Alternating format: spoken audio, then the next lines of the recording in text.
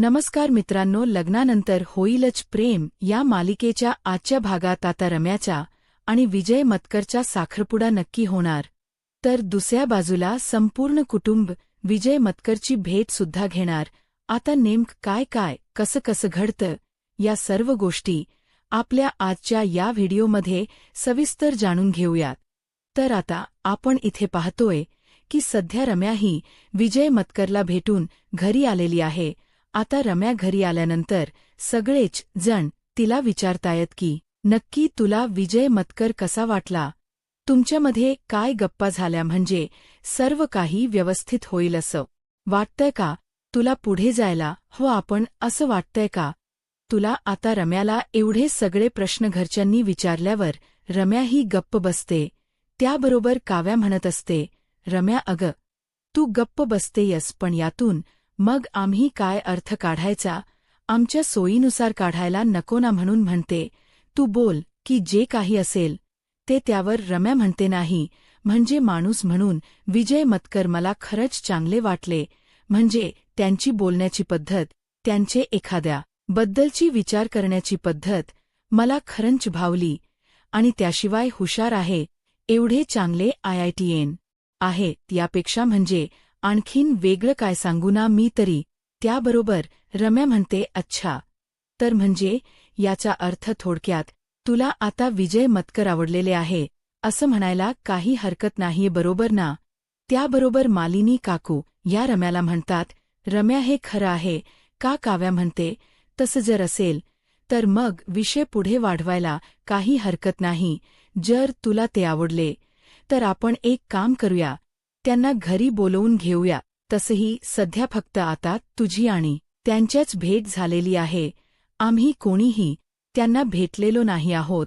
मग आम्ही सगळेजण बसून त्यांच्याशी व्यवस्थित सविस्तर बोलून घेऊ, म्हणजे सर्व गोष्टी म्हणजे कळेल ना आम्हाला सुद्धा की नक्की तो मुलगा कसा आहे, काय आहे. शेवटी कितीही झालं, काहीही झालं तरी आमची मुलगी त्यांना द्यायची आहे, कळते ना तुला. रम्या मला काय म्हणायचं ते काय वाटतं तुला, आपण पुढे जायला हवं की नको. रम्या मानेने होकार खुणावते आणि हसते. त्याबरोबर मालिनी काकू म्हणतात, ठीक आहे तर मग एक काम करू, आपण विजय मतकरला आपल्या घरी भेटायला बोलवून घेऊ. कधी बोलवायचं म्हणतेस. त्यावर रम्या म्हणते, मामी मला काय वाटतं, तुला जेव्हा योग्य वाटेल ना तेव्हा तू मला सांग. तू मला सांगितलंस त्यांना आपल्याकडे बोलव की मग मी त्यांना आपल्याकडे बोलवेन. त्यावर मग जीवा म्हणतो, अरे मग माझ्याकडे एकदम फॅस्टिक प्लान आहे. त्याबरोबर सगळे विचारतात, काय. जीवा सांगतो, अरे असं काय करता, उद्या रविवार आहे, उद्याचा मुहूर्त अगदी शुभ आहे.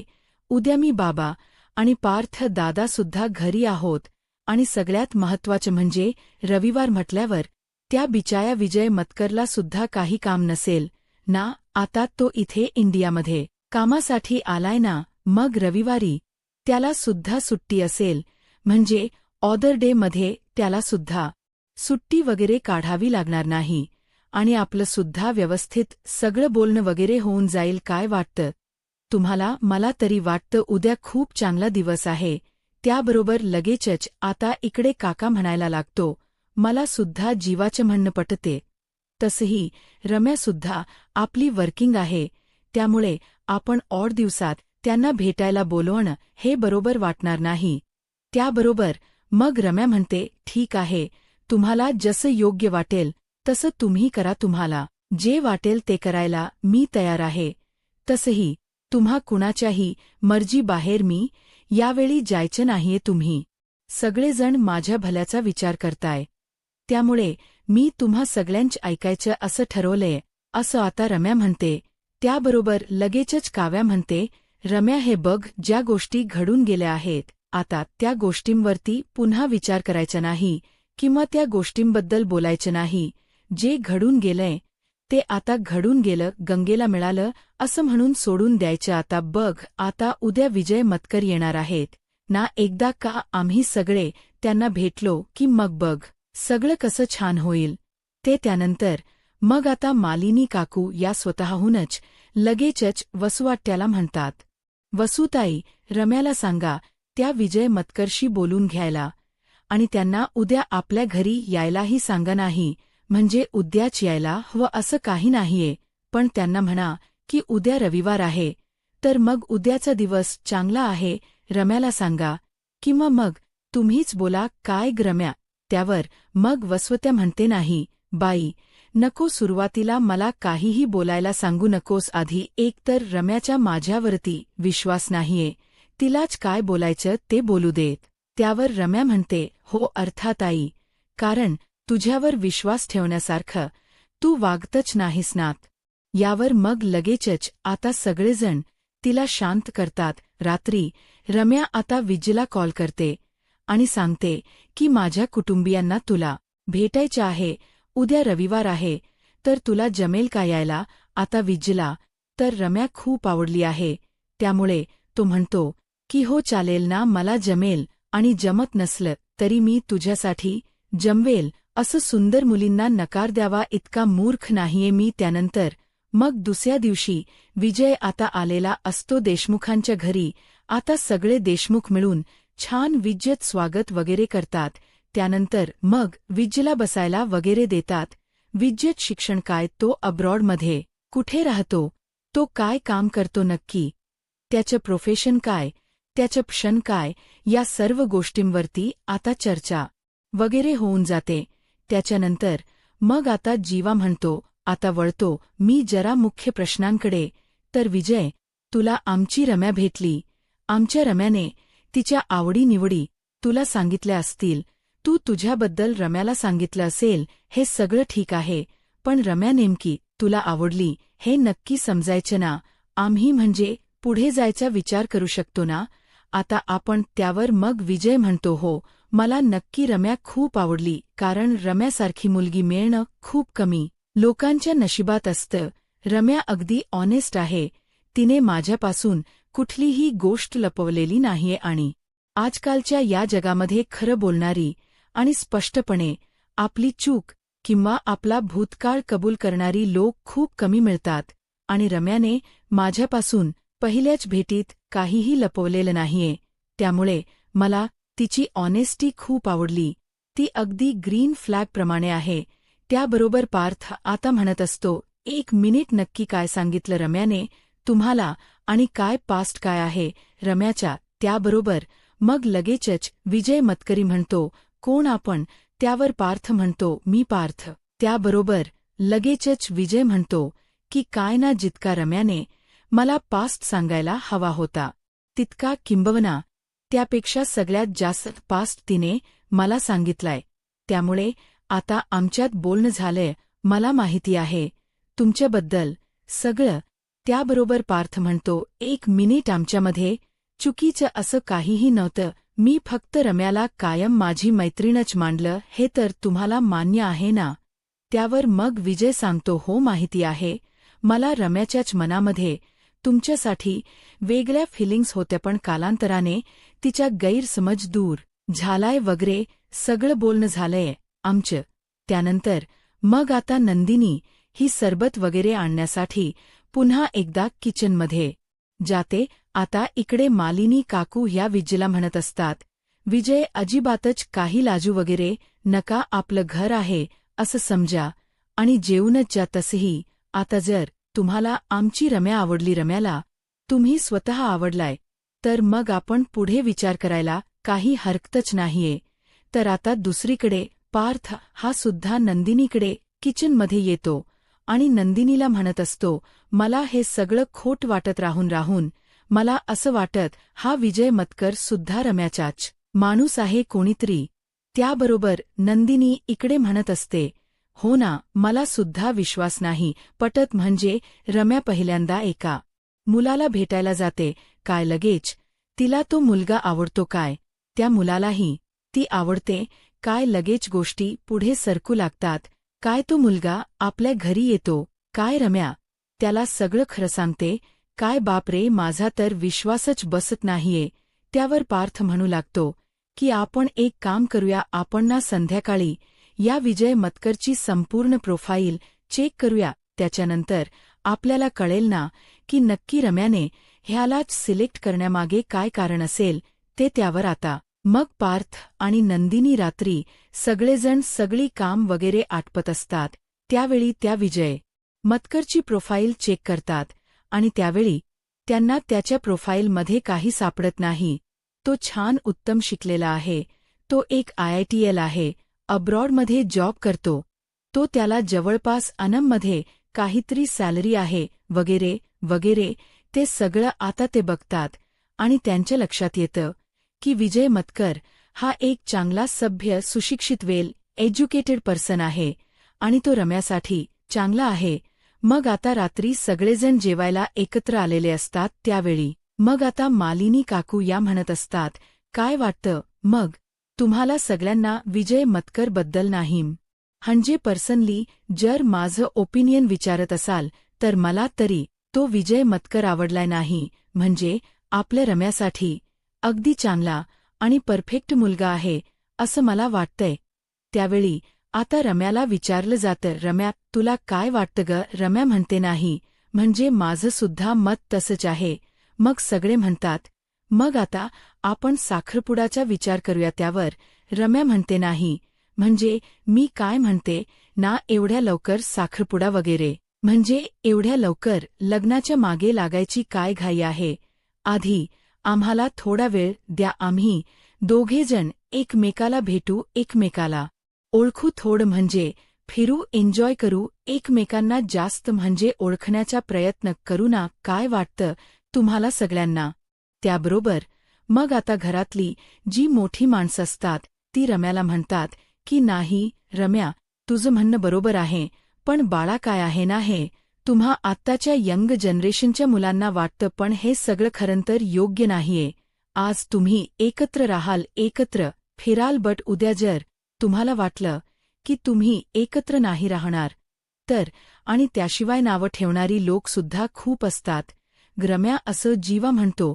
त्याबरोबर आता पार्थही म्हणतो, हो ना, आणि आम्ही कुठे म्हणतोय की लग्नाची घाई खूप करायची आहे, म्हणून आपण फक्त तुझी एंगेजमेंट करून घेऊया नानंतर. मग तुला आणि विजयला जसं वाटेल तसं तुम्ही सांगा, मग त्या अकॉर्डिंग आपण लग्नाच्या तारखा काढू.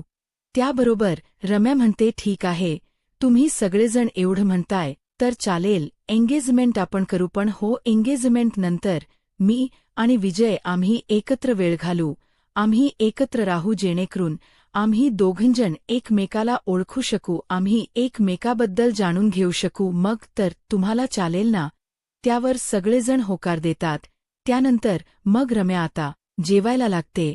त्याबरोबर मग लगेचच इकडे काव्या म्हणत असते, रम्या आमच्या लग्नामध्ये तू आमची करोली झाली होतीस ना, मग आता तुझ्या लग्नामध्ये मी तुझी करोली होणार, पाठ राखीन म्हणून तू मला घेऊन जाणार आहेस असं म्हणालीस ना, पण त्याआधी साखरपुड्याची तयारी करावी लागेल. त्यावर रम्या म्हणते, तयारी म्हणजे? त्यावर मग काव्या म्हणते, अग रम्या असं काय करतेस, आमचा साखरपुडा बघितलास ना, किती उत्तम झाला तो, मग तुझाही तसाच नको का व्हायला? तुझ्या साखरपुड्यासाठी आपल्याला खरेदी करावी लागेल, तयारी करावी लागेल, साखरपुड्यासाठी तुला कपडे वगैरे घ्यावे लागतील. आपण एक काम करू, आपण ना दोघी जाऊन छान उत्तम खरेदी करून घेऊ. आपण उद्या सकाळी जाऊया खरेदी करायला, कारण साडी घेतली ना की नंतर ब्लाऊज शिवा, अल्टर करा, ते फॉल पिको, त्या सगळ्यासाठी खूप वेळ लागतो बाई. त्याबरोबर मग रम्या म्हणते, काव्या पण काव्या म्हणते, मला काहीही ऐकायचं नाहीये, तू आमच्या वेळी एवढं एन्जॉय केलंस, मग आता तुझी वेळ आहे, आम्हाला एन्जॉय करायला नको का संधी मिळायला? त्याबरोबर मग आता लगेच काव्या म्हणते, काय म्हणता हो आई, तुम्ही सुद्धा? त्यावर मग आता मालिनी काकू म्हणतात की हो, अगदी बरोबर म्हणणं आहे काव्याचं, आणि तसंही रम्या, हे बघ, विक्रमने आधीच वसुत्याला शब्द दिलेला आहे की तुझी लग्नामध्ये सगळी हाऊस माऊस ते पूर्ण करतील, अगदीच आमच्या स्वतःच्या मुलीप्रमाणे आम्ही तुझं लग्न लावून देऊ. त्यामुळे तू कसलीही खंत तुझ्या मनात ठेवू नकोस. तुला जे जे काही हव्य ना ते सगळं कर. तू आम्हाला तुझं लग्न अगदी छान आनंदाने, थाटामाटात आणि उत्तम पार पाडायचं आहे. तुझी कुठली हाऊस राहून गेली किंवा तुला काही मिळालं नाही असं होता कामा नये. त्यावर लगेचच रम्या म्हणत असते, हो मामी डोंट वरी, तुम्ही सगळे एवढं म्हणताय तर नक्कीच मी तुम्हाला हवं ते सगळं करेन. आणि काव्या मी काय म्हणते नाही, म्हणजे आपण खरेदीला जाऊच पण पार्थला सुद्धा आपण आपल्याबरोबर घेऊन जायचं का. आता रम्याने हे असं म्हटल्याबरोबर लगेचच सगळेजण सिरियसली रम्याकडे बघू लागतात. रम्या हसते आणि म्हणते, अरे असं काय बघताय तुम्ही काव्या, असं काय करतेस. दोन सुंदर मुली शॉपिंगला जाणार म्हटल्यावर ओझ उचलायला कोणीतरी नको का. आपण दोघी कसं ओझ उचलून घेऊन येणार. म्हणून म्हणते, मी ओझ उचलायसाठी पार्थला न्यायचं का. ॲक्च्युली मी जीवाला चल म्हटलं असतं, पण नंदिनी येत नाहीये ना म्हणून जीवाला घेऊन जात नाहीये. म्हणून मग मी पार्थलाच म्हणते, किंवा जर आपला युग असताना तर मी युगलाच म्हटलं असतं चलत. याबरोबर पार्थ म्हणतो, नाही नाही नको, मला जमणार नाही. आणि तसंही आता एंगेजमेंट करायची आहे म्हटल्यावर मग एंगेजमेंटच्या दिवसाला सुद्धा सुट्टी वगैरे टाकावीच लागेल ऑफिसमध्ये. तर आता मला नाही जमणार काव्या, तुम्ही बघा काय करायचंय. गाडी घेऊन जा, गाडीत घेऊन सगळं सामान यालच की. आणि तसंही मॉलमध्ये ट्रॉली वापरतात. त्याबरोबर मग आता लगेचच काव्या म्हणते, पार्थ असं काय करताय आता. तसंही रम्याच एवढं छान लग्न वगैरे ठरतंय, तुम्हीही खुश आहात का नाही. मग आणि तसंही रम्या आता एवढं स्वतः चांगलं वागती ना आपल्याबरोबर, मग शॉपिंगला जायला काय हरकत आहे. प्लीज पार्थ ऐका ना, चला ना खरेदी करायला. हो तर तिकडे जर तुम्हाला एखादी साडी आवडली तर तुम्ही माझ्यासाठी सुद्धा खरेदी करू शकता ना. म्हणून म्हणते, प्लीज पार्थ ऐका ना माझं, प्लीज जाऊयात ना आपण दोघंजणच रम्याबरोबर. आणि तसंही रम्याने आपल्यासाठी आपल्या लग्नात किती काय काय केलं. मग आता जेव्हा रम्याच लग्न ठरायची वेळ आहे तेव्हा आपण माघार घ्यायची, हे असं कसं काय म्हणता तुम्ही. त्यावर पार्थ म्हणतो, काव्या हो पण मला त्यावर काव्या म्हणते, पार्थ प्लीज माझ्यासाठी, पार्थ प्लीज. त्यावेळी काव्याने एवढं रिक्वेस्ट केलं. यावर मग पार्थ म्हणतो, ठीक आहे तुम्ही एवढं म्हणताय तर चालेल, येईन मी तुमच्याबरोबर खरेदीला. त्यानंतर पार्थ, काव्या आणि रम्या तिघेजण रम्यासाठी खरेदी करायला आलेले असतात. आता रम्या आणि काव्या ह्या दोघीजणी साड्यांच्या सेक्शनमध्ये जातात. तर आता रम्या पार्थला म्हणत असते, पार्थ रे तू पण चल की आमच्याबरोबर. नाही म्हणजे मगाशी काव्या म्हणाली ना तुला जर एखादी तिच्यासाठी साडी आवडली तर तू सुद्धा खरेदी कर म्हणून म्हटलं.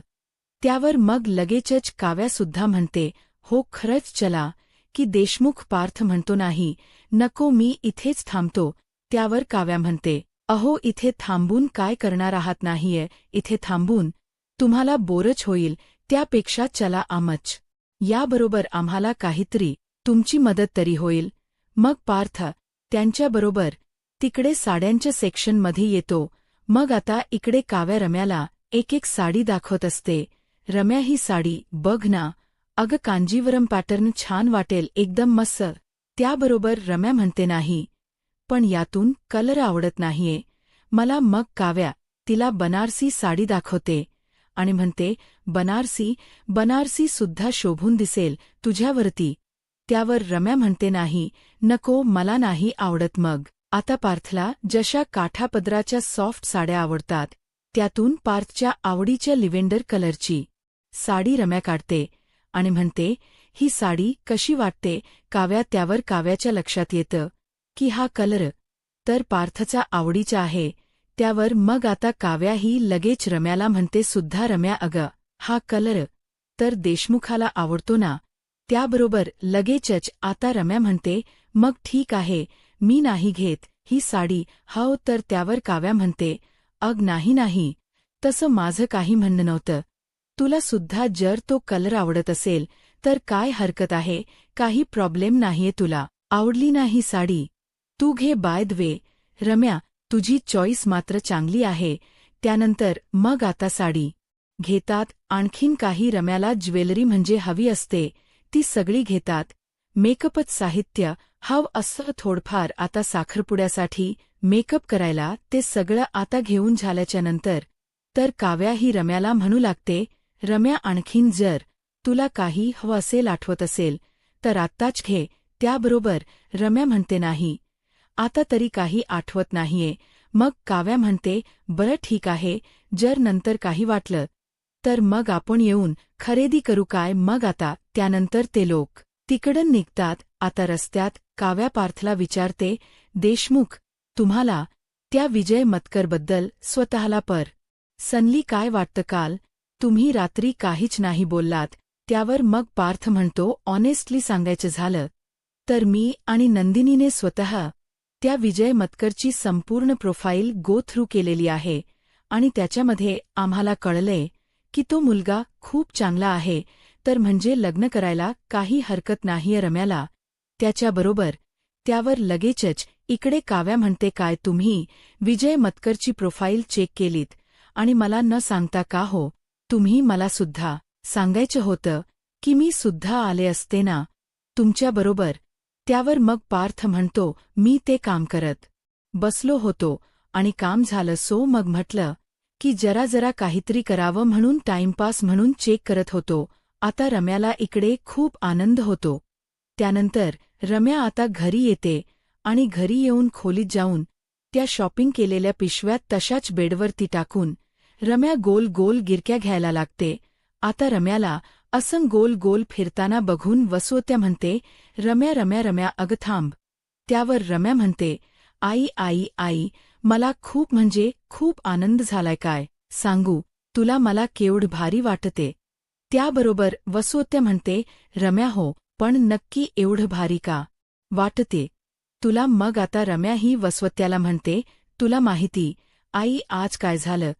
त्यावर वसुत्या म्हणते, पार्थ बरोबर शॉपिंग करायला मिळालं म्हणून खुश आहेस का? रम्या म्हणते, नाही गाई, तुला माहिती आहे आम्ही शॉपिंग करून निघताना काव्याने पार्थला विचारलं की विजय मतकरबद्दल तुम्हाला काय वाटतं? तुम्ही काहीच तुमचं मत दिलं नाही. त्यावर पार्थ म्हणाला की मी स्वतः विजय मतकरच प्रोफाईल चेक केलं आणि तो मुलगा खूप चांगला आहे, समजूतदार, समंजस आहे. रम्याने लग्न करायला तो मुलगा चांगला आहे म्हणजे याचा अर्थ आई आजही पार्थला माझी काळजी वाटते. आजही पार्थ माझा केवढा विचार करतो. आजही पार्थची हीच इच्छा आहे की माझं सगळं छान व्हावं, माझं अगदी सगळं उत्तम पद्धतीने मार्गी लागावं. याचा अर्थ काय भाई?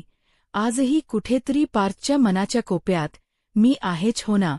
त्यावर वसुत्या म्हणते, उगाचच्या उगाच नेहमी गोष्टीला पाल्लडच लावत असतेस फक्त. हो, तुझं बरोबर आहे. एवढं बोलली असतीस तर तुला काय झालं असतं? आणि मला माहिती आहे ना पार्थला माझी काळजी आहे. पार्थच माझ्यावरती तो म्हणत नसला, दाखवत नसला तरी प्रेम आहे.